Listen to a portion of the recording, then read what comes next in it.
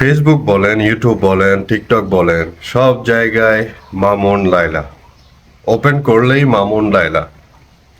আর এক সময় ছিল ওই 19 বছরের ছাত্রী এক বুড়া টিচারকে বিয়ে করছে ওটাকে নিয়ে। আর আমাদের দেশের জনসংখ্যা কিরকম কেন জানি, সবাই এগুলো নিয়ে ব্যস্ত থাকে। উন্নত দেশগুলোতে দেখা যায় ওখানে বড় বড় নামকরা লোকদেরকে নিয়ে ব্যস্ত থাকে, তারাই ভাইরাল হয়। এলেন মাস্ক, বিল গেটস, এইসব লোকেরা ভাইরাল হয়। আর আমাদের দেশে ভাইরাল হয় এইসব লোকেরা। তার কারণ হচ্ছে আমাদের দেশের মিডিয়া। এই মিডিয়ার লোকগুলো, এগুলো হচ্ছে ওই তারা অ্যাপয়েন্ট করে ওই রাস্তার পোলাপাইনদের, টোকাইদের।